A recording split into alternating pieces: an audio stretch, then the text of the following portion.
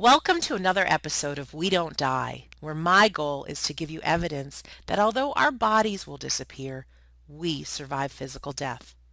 When we aren't afraid of death, we are less afraid of life. From these episodes, my goal is for all of us to take more risks in life, go after our dreams, have great relationships, and even a lot of fun in the process. I'm your host, Sandra Champlain, author of the book We Don't Die, A Skeptic's Discovery of Life After Death. And today on our show, I am delighted to interview Linda Sterling. Linda is a psychic medium and spiritual healer who has worked with clients from Brazil to Hawaii.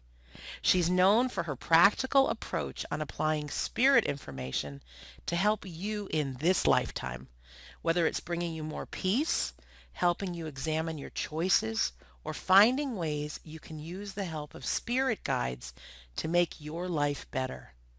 She stepped into her abilities in full force when she came close to dying, and she has been helping others ever since. You can learn more about the amazing and gorgeous Linda Sterling at her website, which is yourlovingspirit.com. Linda Sterling, welcome to We Don't Die Radio. Oh, thank you, Sandra. I am so glad to be here. I am too. I'm just thrilled that I get to spend this time with you. You're an amazing woman, and I'm so delighted to share you with our listeners today. So, Linda, let's just start off. How about you tell us a little bit about yourself, maybe where you're sitting right now, what part of the world you're in, and just so we know a little bit about who you are. Sure. I'm in a little tiny town called Camas, Washington, which is near Portland, and I look out at the stunning Columbia River Gorge and the beautiful river and Mount Hood in the distance. So, as far as I'm concerned, I'm in paradise. I think a lot of people think their spot is paradise. Yeah, for me, this is it. Um, That's great. and as you shared in the introduction, the kind of work that I do, and I think there's plenty on the website. I'd um, really prefer to just talk about some of the experiences that maybe can benefit other people in just really embracing how much they have in the life that they have here. Yes, I'm with you on that. I find our listeners from the people who have written me so far, and thank you if you're one of the many, many people that have written me, are people that I've been in the category of have a fear of dying, or there's people that have lost a loved one and want to know they're still around. We have some listeners who have been diagnosed with a life-threatening illness and maybe have gotten a prognosis that there's not too much time left. And of course, there's many of us who have lost a loved one that are have a prolonged state of grief. And so I think with all of that, we may not be living the quality of life because of either the loss or the fear. So anything that you can do to shed light on first, maybe why you believe in life after death and that's real, or and definitely we want to hear your story because I know you've gone through um, some challenges as well. But why don't you just start talking? Go with your intuition because you are an intuitive and the right way because I think we all know in our hearts what needs to be shared. Sure. Um, well, I think, Sandra, I'll start with my first experience with what heaven is like. And I like to share that because um, my greatest hope is that no one would have a fear of dying. That process is um, not a painful one. It's joyful and just really beyond words. I do my best to put it into words, obviously, Sure. but the experience itself, my first experience was when I was 17, and I tried to kill myself. I Wow. believe I did kill myself. I'd made some bad choices, like well, not only at 17, we can do a lot of times throughout life, Right. but I had I believed I'd gotten pregnant. It turned out I wasn't, but my grandmother raised me, and she didn't know I'd even ever had a kiss, much less had sex. Mm-hmm. And so I knew that her discovery of that would um, be horrible for both of us. And so I elected to take my life. I My method was pills, and she had a number of medical conditions. She had literally a shoebox that she had filled with all kinds of medications. Wow. And I didn't know, which one would do the trick, so I took everything in Oh that my box. gosh. hmm So I had, before I did that, I had written a note explaining what was going on and how much I loved her, and that, I just couldn't face her. And I then put that note, after I'd taken the pills, put that note beside my bed, and I just laid down expecting that, I would go to sleep and never wake up. Mm-hmm. And what happened was, the next thing I know, I'm on the ceiling looking down at my body, and my grandmother and her best friend are crying and just tormented over my choice.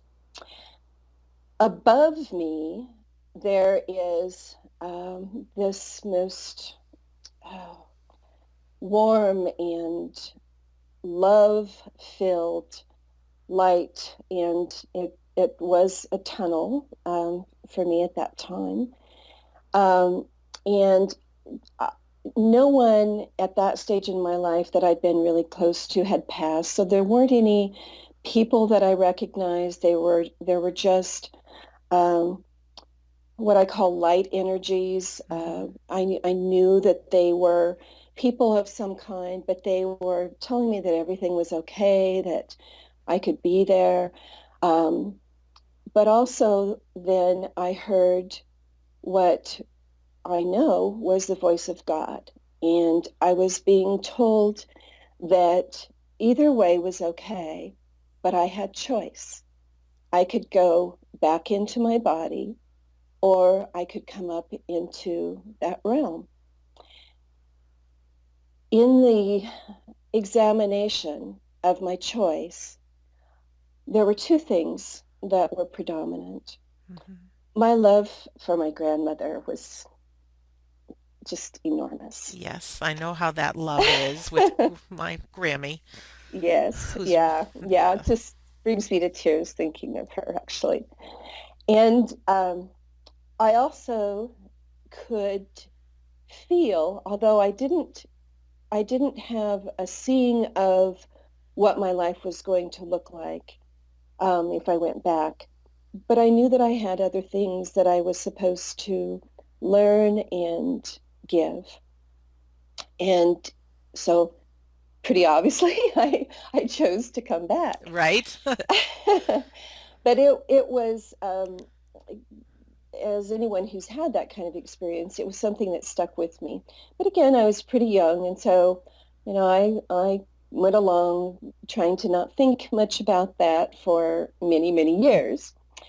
And fast forwarding, oh gosh, almost 40 years, um, I had a car accident, and there were, all the usual, well, I don't know if usual, there were serious injuries, but injuries that were expected to heal. And I went through physical therapy and was doing all of the right things, and instead of improving, I was getting worse, Hmm. and new pains were emerging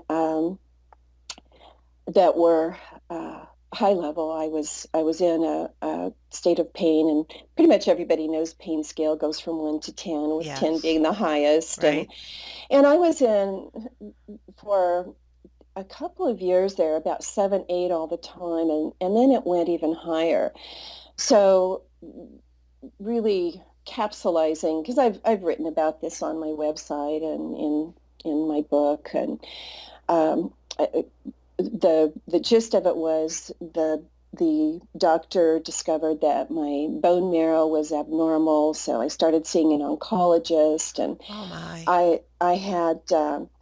I had just this intense pain in my tailbone and radiating up through my spine, and I'd reached a point where I I couldn't walk without a walker. Um, Oh my. And how old were you when that happened? Roughly? well, this was let's see, I'm almost 60 now, and this was about 12 years ago. Okay. Um, and so in in that uh, ongoing pain process, of course, the doctor had given me all kinds of pain medication Sure. and um, had also done all kinds of therapies, and just nothing was working. So I was escalating on the pain medications, which had progressed to popping morphine like it was candy. So at one point, and this was a crux point in many ways, I went to my doctor and I said, I can't do this anymore. Hmm. I I have got to have something stronger than morphine. And, in my naivete, I thought there might be something more. And he said, I think it's time that we just go ahead and put you on drip morphine. Oh And my. My dad yeah, was on drip morphine. I know what that's about. And yeah, your pain, Linda, just to clarify, this was going on for a couple of years that you were yeah, in extreme pain. Wasn't yes, just a couple of days, it was years. Okay. yes, yes. So to me, drip morphine meant that I would be easing out of life. Right. So in his office, I said, I'll have to think about it. But in my mind, I thought, I can't do this. It's not my time. Hmm. So, and although at times when I was in such pain, I did consider suicide again. That's Sure. how extreme it was. But something within me, fortunately, because the other side of that was so amazing, wanted to hold on. So what I did was I came home and I made the decision, not one that probably should be encouraged, but I made the decision to go cold turkey on everything. Right. And Okay. yeah, not a doctor recommendation No. by any means. And I just sat in my recliner and decided that somehow I was going to connect with God and get an answer on what I could do. I sat in my chair and meditated. It was at least 3 days. It might have been four. I kind of lost track of time. And in that meditation, several things happened. Um, the ultimate result, the physical result, which maybe I'll address first, is when I came out of the meditation, I was so filled with um, what I'll call God energy or creator energy, that I was able to see everything in a different light. So what I was looking at, I mentioned I'm in a 1917 home. So the first thing I'm looking at is this beautiful wooden pillar, and it's just composed of love. It's like every molecule of the wood I can see. And then I'm looking at the carpet, and oh, I'm loving the carpet. Interesting. And Linda, when you were in your 3 and 4 day meditation, I hate to ask the obvious, but did you get up to pee, to eat, to drink some water?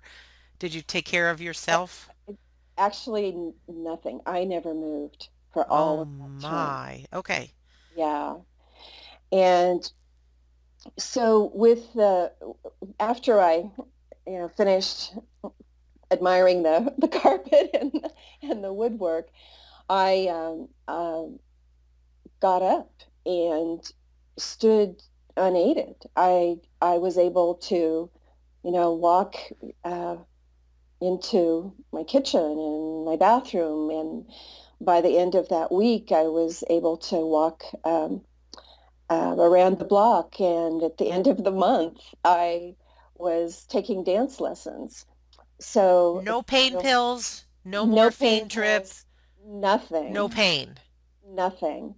And so that was That's a the miracle healing. it definitely was. That's the physical part that people could see. Wow. The part that I think is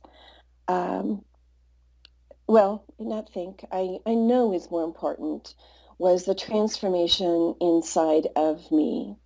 And I saw others with the um, compassion that we should all have. Hmm. I saw others as companion souls on this journey. So my view of other beings in this world was changed dramatically. And I began, as you know, I'm psychic and have that ability, but I began to see other things too. And I think that um, the the experience was there for me all along had I been able to see that I could tap into it. So one of the things that I've realized in that is that in order to see what we call heaven, we don't have to die. We can do it in other ways. That's good Uh, news. yes, yes. So some of the other things that I'll share from my time in that um, connection and I call I should maybe say that I call creator God Hmm. because that's how I was raised, but it doesn't matter. And I also call him he because I was I was I'm, too. Raised. I'm a little old Sunday school girl. Yes, yes, yes, me too. But he does not care what we call him. It's a creator energy. And being in that energy, in that pure bliss and great love, that's the part that I believe we can not only can but need to try to bring forward into our daily lives and not just think that we can only experience the energy of heaven if we die Hmm. or have a near-death experience or even go into a deep meditation that takes us to that place. We can bring that to us anytime. And I think that that's the most important message that I have. Wow. Linda, were you psychic before that experience?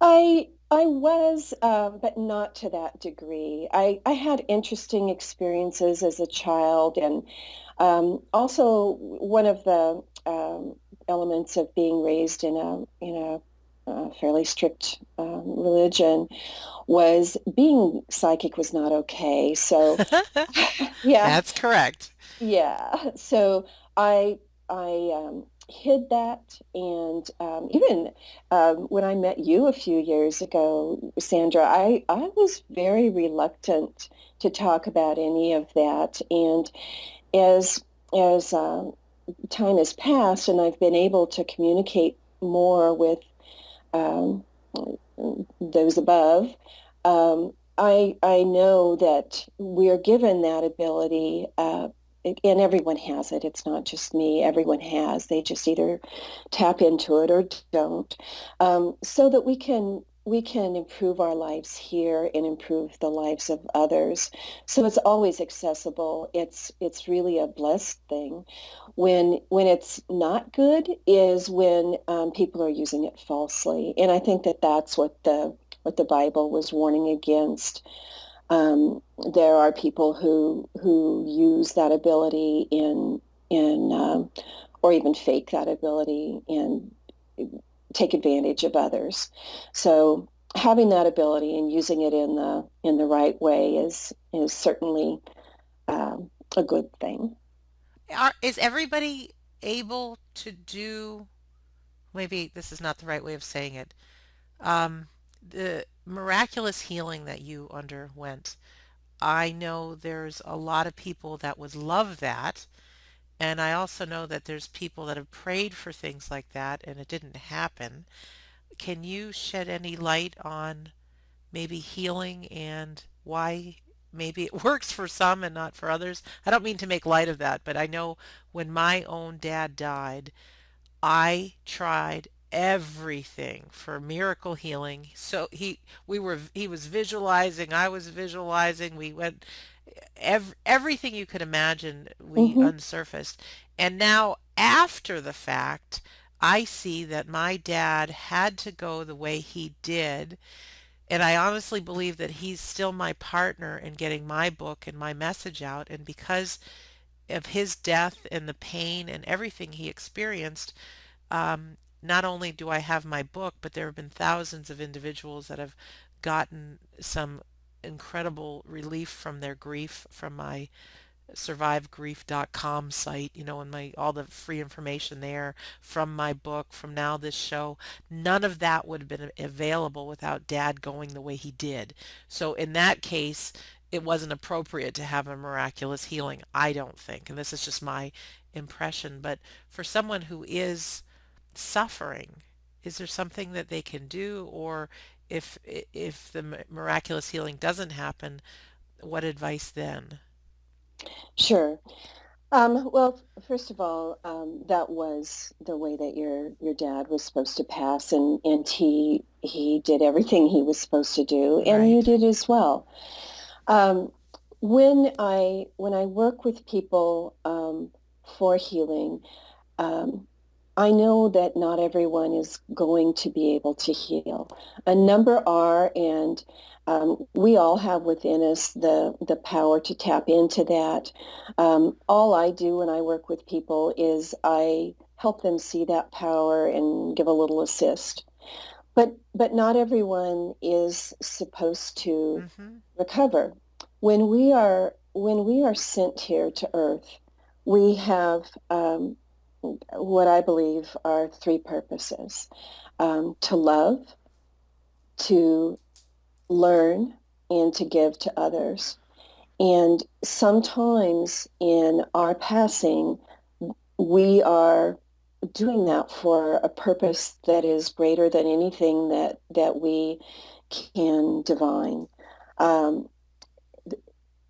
of course, none of us are eager to go, and understandably so. Sure. It's an incredible place of creation, and we're sent here to expand in so many ways. Expand for God, expand for all of creation. Um, but not everyone's going to recover, and that's one of the tough things, frankly, for someone like me is when I see that it's not supposed to happen, and all I can do at that point is try and give comfort with some of the messages that, like you've written about, and others who've spoken with you so eloquently, that dying is not a bad experience. I mean, it's absolutely wonderful, and it's just changing the physical form. Our spirits live on, and I know from my work that we get to come back too. So if we choose to, some choose not to. But as far as people being frustrated with not being able to manifest healing themselves, I think the best place you can be in your thought process is to turn it over to the divine. Do the other things that you can do, healthy diet, getting enough exercise, all those things that we kind of shuck off. Yes. But you can do you can only do so much with what we have available, which includes, by the way, prayer, and having other people pray for you is one of the best things that you can do. Um, but at a certain point, it's out of your power, Hmm. and you have to accept the fact that it may be your time to pass, and that if it's not, um, you will find the tools and you will find the many blessings available on this earth that will allow you to stay. That's beautiful. And what about well, here's the question. If we're not afraid of dying, can we believe that we will be reunited with those that we have loved and lost? And I know you didn't see them when you were 17, but But from I the see them now. you do. Tell us a little bit about that because it's if I heard a story once of a woman who lost her husband and at a young age and she grieved for 40 years. Although she was physically on planet Earth, she was not living. She was already dead. And my commitment, it really is my commitment for all of us, is if we truly believe that not only do we not die, yes, our bodies will disappear, but our soul, our personality will go on. We will be reunited with those that we have loved and lost, and that they just went to this other place before we did, kind of like, we're going to on a vacation and they just got on the airplane first and, we have to work a little bit longer and then we'll get on the airplane and meet them as well. If we can live life like that, with that knowing that we'll be reunited, I think we can grieve less, live more. And so Mhm. anything you can share about knowing that we'll see our loved ones again would be appreciated. Well, we definitely see them in heaven, but they're all around us right now. We don't have to die in order to have them be around us. Tapping into that awareness of them being around us is something that everyone can do. I do want to say that when we do go into the heavens, and I know this from the work that I'm doing now. Um, yes, we see our loved ones, but we love everyone there. Oh, Everyone there is equally as loved and important to us as those that we kind of single out in this Earth experience. So we definitely see them there, but we do have them all around us. In fact, if I can, I'll share a sure. kind of a funny story of how my grandmother always comes to me because she's been gone a long, long time now. And when I was a little girl, she she was just an amazing cook, and my favorite things were she would make apple cobbler with lots of cinnamon or cinnamon rolls. And there Hmm. was a long driveway um, that I would walk home, and I mean it was the length of a football field. And as I got off the school bus, I could sometimes smell the cinnamon all the way down. So when so when grandma comes to me, I always smell cinnamon first. So That's sweet. yeah, and so things like that are ways that other people can connect. They get those little nudges that someone that they love is present. Um, so the kind of the funniest story that I was going to share is I I was asleep and Grandma came to me in the dream, and I knew it was her because I could smell cinnamon in the dream, and she kept saying, "You have to remember Effie." I'm like, Effie. "Effie?" Yeah, and she just repeat, "You have to remember Effie." So the next day, I think it Effie, maybe that's a name, and if it is, it's a really old-fashioned name. So I called my mom, and she does a lot of uh, genealogical Uh-huh. research, and I said, have you ever heard of anyone named Effie? And she said, oh, well, yeah. She said, let me think. When I was a little girl, my mom took me to see, and she said it was uncle, and I don't remember his name, and or great uncle, and um, she said I think his wife's name was Effie. Uh-huh. So she said, you know, while you're on the phone, I'll just go look in all my charts because she's got family history charted back to caveman days. Right. So You're funny. so she's looking and she finds the her great uncle and she said, "Oh, well," and these were the words that just sent a chill at me. She said, "Oh, I've forgotten Effie. I have to remember to include Effie." Oh, you gave me the goosebumps as well. So Effie, I never knew and had never heard about. She wanted to make sure that she was remembered here on Earth, and I think that is important to recognize that those who have passed do want to be remembered. That's So, beautiful story. Now, let me ask you also, there's people that have prayed for a sign for their loved one and haven't received it. Can these people still talk to their loved ones and have faith that they're still around, even though the lights haven't gone on and off, or a certain song hasn't come on the radio, or they haven't smelled the cinnamon or the cologne? yes, they're around us all the time, and I would encourage if they're really uh, struggling and want some message, see someone who can assist with that. The biggest problem that I see with people is they don't just relax about it. Um, they're on like on guard all the time. Oh, was that a message? Oh,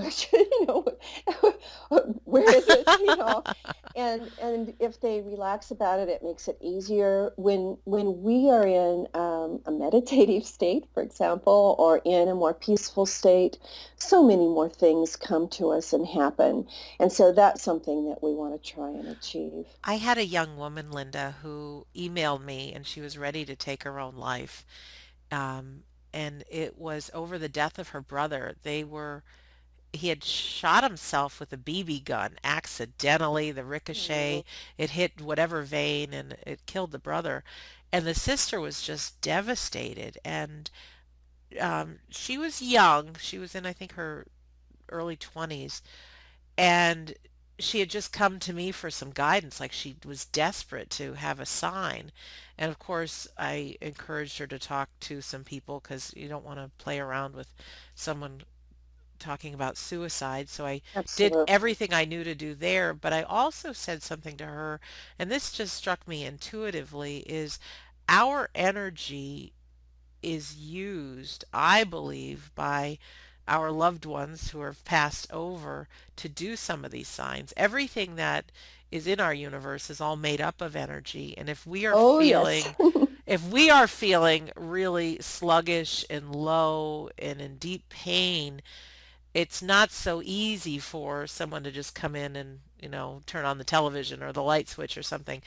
And so what I told her, and in my book and also um, my audio, survivegrief.com, I talk about different things, like even that you said, relax, being in the present moment, meditating, eating right, exercising, being outside, doing things you love, different things to raise your energy. And that helps not only with connecting with our deceased loved ones, but it helps with actually healing through the grief. And so she ended up starting to do some of the things that I recommended. And what happened was is that her brother's favorite song, which was some weird punk rock band, um, that is very nobody knows about. Well, she started hearing it on the radio, and not just their bigger song, but the acoustic version that's rarely played. Well, anyways, so the more she did, the more she'd hear this song, and she's still here on Earth. She believes her brother is with her. She's transformed her thinking about life after death and her own life, and so she's living again. But it really took herself raising her vibration and doing these things as opposed to, I don't want to call it greedy, but like, where is he? Where is he? Why isn't he giving me a sign? And like, Mhm. that's not the mode for getting results. It's the opposite. No, no. And yeah, I love that you intuitively picked up on holding that energy. That's something that actually I'm writing about at the moment. Oh, But cool. but yeah, our loved ones are always around us, and I think that if we just accept that and um, are are at peace with that's the starting point, and then other things can happen. Sometimes too, it'll come from other ways. For example, I was doing working with a woman in Paris, and she had contacted me to do some remote healing work, and so we weren't at all focused on any of her um, loved ones who'd passed, and so I'm doing this over Skype, and all of a sudden I see this man on her would have been her right shoulder, and I stopped what I was doing and said, "Have you had someone who passed who looks like?" And I described what he looked like, and she got this funny look on her face, and she said, "Don't go anywhere." I'm thinking, okay, Uh-huh. well, I'll hang in. So she's back in a minute, and she holds up a picture frame, and in the picture is this man that I'm seeing. And it turns out Very cool. it was her husband who had passed. And of course, she was very grateful to know that he was there. And I said, well, now I'm seeing um, a woman on the other side of you. And I described her, and she said, hold on a minute. Oh, and she went and got another picture. Yes. And so then she shows me that picture, and it was the woman in it. The story is it unfolded to me was her husband had passed. She remarried a man whose wife had passed, and his wife was there with her too. Both of them supporting um, this woman and her husband in their experience here on That's Earth. great validation. Now, I just have to ask what to me is an obvious question. If they're around us, are they doing anything other than just hanging around us? Is there a purpose being in heaven? Or are they constantly just acting as our guardian angels? Um, Do you think? guardian angels are different than people Guides? past, yeah. Okay. And there's spirit guides are different than guardian angels. That's a whole other conversation. Yes. I just use that But phrase, not thinking is the truth, but but but the people who have passed that are around us primarily are here um, just to let us feel love and peace when we tap into that. Sometimes there'll be um, uh, some messaging like the message I got about Effie, right. um, but they're um, generally not our guides. Our guides are um, other people who have passed. They are uh, entities who've never taken physical form. We have an assortment of guides that are around us. Those are the ones that give us messages, and that's one of the ways that I get information. I can also, like for example, in the one that I just shared with you, the woman in Paris, um, the people who've passed can talk directly to me. But as far as them really taking, uh, oh, well, serving as guides in our lives, they don't do that much. They're more just surrounding us with love and um, being there in that way. That's sweet. So I'm sitting here in my house, kind of embarrassed to stay. I still have my robe on. I was getting ready for several interviews today and I was researching you and some of the other guests and I still have my jammies on and I think I'm sitting here alone. Is it fair to say that behind and around each one of us, even though we can't see them, is just this invisible team or group of beings that love us dearly and support us?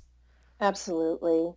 And I would suggest, Sandra, that sometime in the next hour, you're going to feel some, like a hand is brushed upon your collar. Aw. Okay. Thank you. Thank you.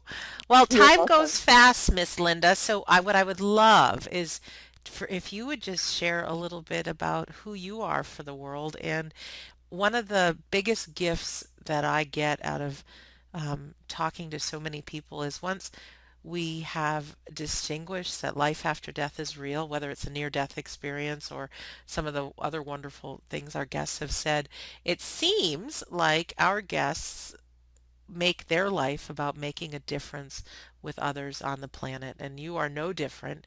And I would just love to hear a little bit about what you do, what you offer, who you are, and what you love doing, the difference that you love making.